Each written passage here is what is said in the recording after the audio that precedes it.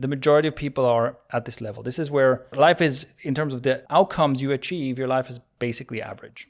So, which means that probably there's a couple of things you're pretty good at, and there's a couple of things in your life that are pretty neglected. A typical thing would be, okay, maybe you've had reasonably successful career, but it's like your relationship is a mess, right?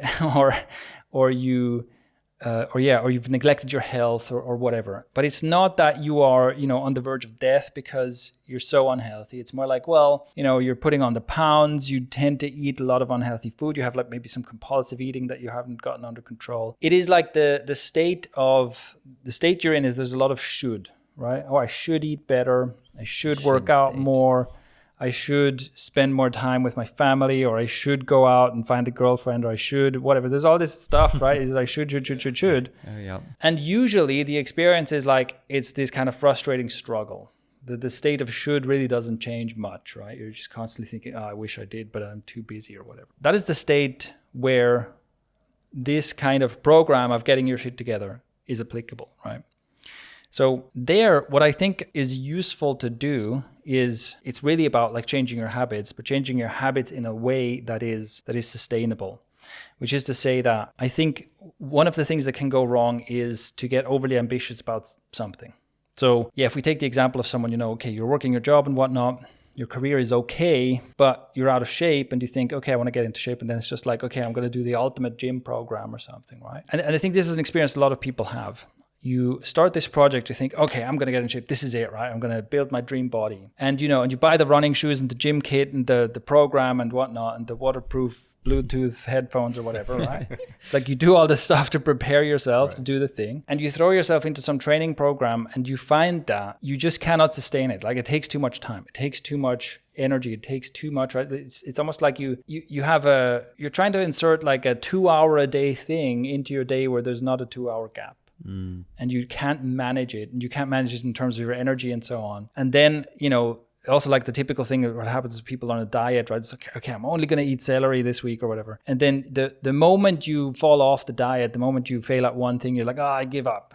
And you go full binge, right? Yeah. I knew I couldn't do this. Like, why do I even try? Right? Yeah. You start like guilting yourself and whatnot. Exactly. And even that is, if it's happening, it is very likely a recurring thing. It happens all the time. It's cyclical, right? Yeah. You try the diet, you fall off, you hate yourself. You try the diet, you fall off, you hate yourself, and so on and so forth. Just the should cycle. I should do it. I should not have stopped it. I should do it. I should not have stopped it. And often it comes together with a lot of self-flagellation, right? I'm the worst. I can never do this. And this is where I think, again, if we think about the gap, right? What you need is not the most elite, most extreme training plan of all times. You don't need the most effective way to burn fat, right? It's like, I've talked about this before, right? It's like, this is one of the worst things. You want to burn fat, like the most effective way to burn fat is something horrible, right? It's like doing some high intensity interval training or something. Yeah. Where you work so hard, it feels like you're about to puke your guts out. And if you're like a mortal, right? If you're a mere mortal, you're going to do that and you're going to be like, this was terrible. I want to never do this again. Run away. And what now you're supposed to do this every day, right? It's like you're going to find a way to not do this again. It's actually not an effective way to lose fat, right? For most people, you want to burn more calories. Like go for a 30-minute walk every day. That's actually more effective because you can keep doing it, right? Mm-hmm.